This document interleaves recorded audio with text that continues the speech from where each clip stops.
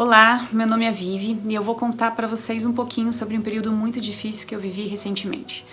Há um pouco mais de 2 anos eu perdi a minha mãe por câncer e 10 anos antes eu já havia perdido meu pai por acidente de moto. Então, quando veio a morte da minha mãe, a dor já era conhecida, eu sabia o que esperar. Mas o meu contexto já era diferente, eu estava com 2 filhos pequenos, o meu mais velho tinha apenas 2 anos de idade e eu estava com uma neném de 2 meses. Então, se você é mãe, você consegue imaginar a dificuldade que eu tive de absorver o meu luto, absorver a dor do meu filho que tinha acabado de perder a vovó e ainda enfrentar os desafios de ter um bebê pequenininho em casa e as noites em claro. Então, nesse momento, eu me isolei e eu e meu marido éramos coordenadores de célula, nós saímos desse ministério e apesar de eu estar casada, a falta da minha mãe era muito grande e eu me sentia sozinha o tempo todo. Eu não sei como que alguém passa por morte e consegue se acolher a Deus, porque as 2 vezes que eu passei por isso, eu não consegui. Apesar de eu me sentir muito sozinha e tudo que eu queria mais era o colo do pai, ele era o motivo, ele era quem tinha tirado os meus pais de mim, então eu tava muito brava com ele. Eu tava brava por ele ter tirado os meus pais, eu tava brava por ele ter tirado os avós dos meus filhos, eu precisava canalizar aquela dor para alguém e eu sabia muito bem quem culpar. O que aconteceu nos meses seguintes, eu não consigo explicar a não ser pelo seguinte versículo, que está lá em Salmo 139, versículo 7, que diz: Para onde poderia eu escapar do teu espírito? Para onde poderia fugir da tua presença?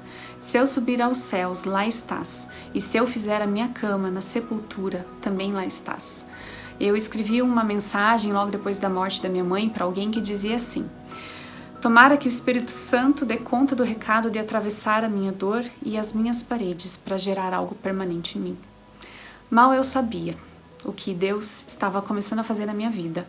Eu que sempre fui cristã, eu vivenciei pela primeira vez o mover de Deus em direção a mim.